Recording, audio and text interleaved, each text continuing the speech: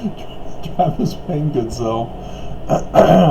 I just did this video not too long ago, not too many days ago. and, and again, we are seeing the hatred of Mormons. The vile hatred of Mormons. And most likely those of the double D's. The secret combination that still exists within the church. If you don't understand what I mean by double D's, you have to take time out of your busy day with all the work that you have now that you've been fired, and the honey-do list that you've been given. But this also helps explain why women are not flocking to my videos. Because Heidi Mark is the person who made a comment of pure, flat-out abuse. And so, again, like I said in the other video, that which you falsely accuse in another reveals the same fault in yourself, and to a worse degree. So please, by all means, expose yourselves, guys, or girls. And so here's what she said, so that you can understand the abuse yet again. Because, I mean, they come to one video, they see one video, that's it. And those majority of you are coming to this one video. And so it's amazing how I have to keep reminding people, when you are abusive as a Mormon, you represent the church, which means you get the church in trouble because you are representing the church while being abusive. And so people associate your abuse with the church. Oh, well, if that person's abusive and they're Mormon, that must mean the Mormon church is abusive. Yes, that's exactly what it means. And yes, that is exactly true. But Mormons just don't get it. They continue to be abusive. And so all these Christ-like examples continue to spread their hatred during a time of crisis. And so here's Heidi. And remember, the church is in a position of trust. They're a religious organization. They have multi-hundreds of billions of dollars, which is part of the video that I was talking about here. Russell M. Nelson infects Jesus Christ with coronavirus on hundreds of billions of dollars. Because if you're not paying attention to my other videos, and if you're not paying attention to the church's information that they've been handing out, the church says when caught with the $100 billion in the tithing investments through Ensign Peak Associates, which has their own articles of incorporation.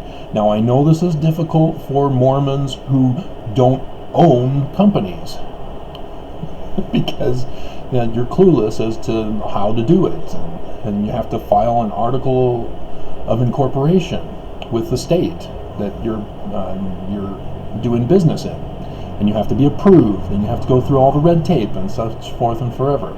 And so on the articles of incorporation for Ensign Peak Associates, which is an investment firm, they say that they are establishing this investment firm for the sole purpose of charity.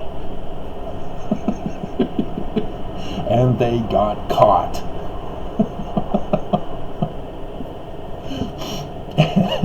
And the church then justified it by saying, well, we're following the parable of the talents.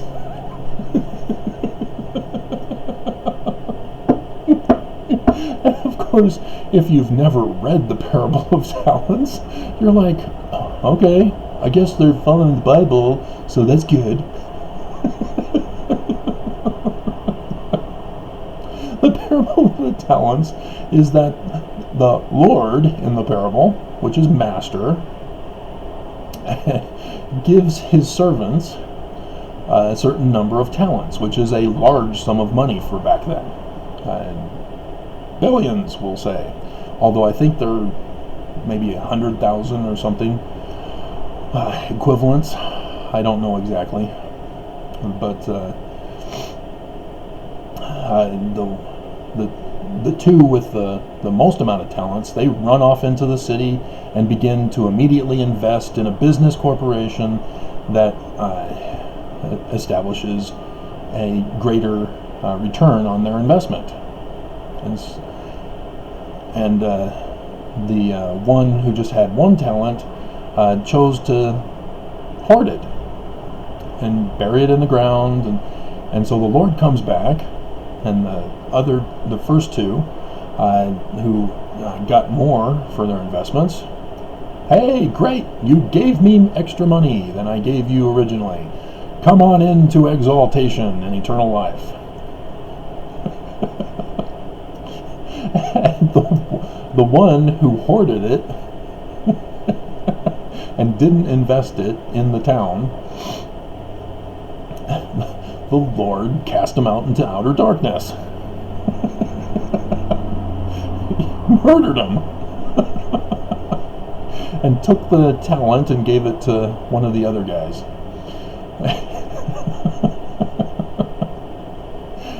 So the church thinks, well, we're just following the parable of the talents, where we have to go and invest in the stocks and such to get higher interest.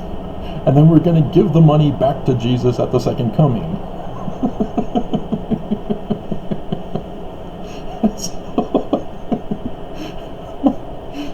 So if you're clueless on understanding the Bible, and you're clueless about how a prophet is supposed to know his scriptures,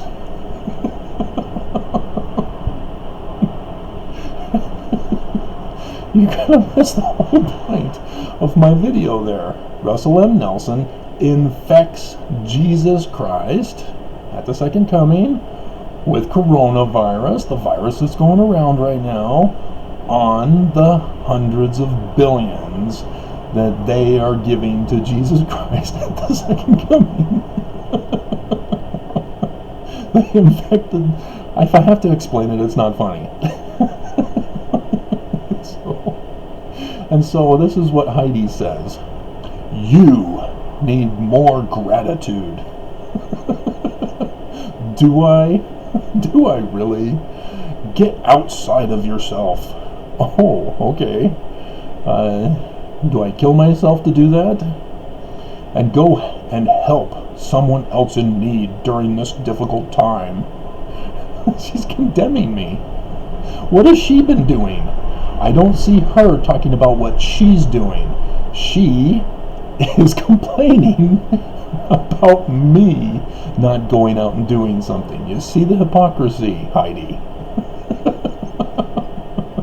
Do you see how your false accusation of me reflected and exposed your very same and worse fault in yourself? You complain about how you think the church should be doing more.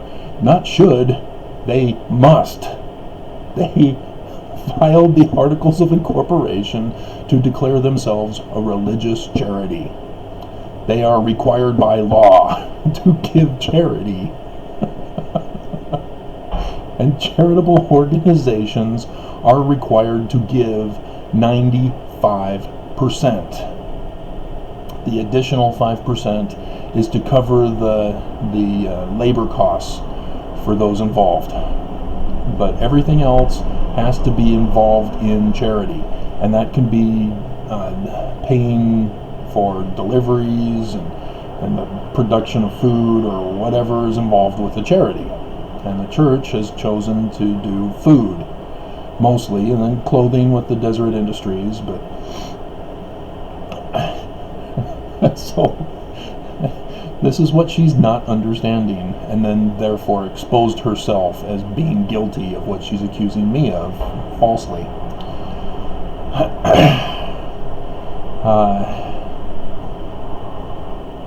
Let's see. You complain about how you think the church should be doing more to help the needy, but what are you doing? Well, do you want to know what I'm doing? Because apparently you didn't watch any of my other videos. On the 30th of March at midnight, the church has to respond to my lawsuit. That's what I'm doing. I'm standing up to the church, who have been bullies to me, who have had me disappeared. And so, on the 31st, I will enter a motion for default because the church is hesitating in filing. And they may, as I see the entry of default rules this morning on the other video that I did, it looks like I'll have to do that, and then we'll have a hearing, a forced hearing, on the 7th, on the new moon of the Passover, which is on the 9th, which is actually on the 8th at 6 p.m. But if you're not catching on during this difficult time, that's what I'm doing. I'm trying to save the world. Because the church is hoarding their hundreds of billions. They withdrew their stock from the stock market. And they're taking their money and running. And I'm trying to stop them. Get their money and help save the world. Because our governments have failed us. Our religions have failed us. Our businesses have failed us. We are dying during this difficult time. And I'm the only one who's stepping up to take care of the whole mess. And I have nobody on my side. I have nobody backing me up. I have nobody supporting me. Heidi.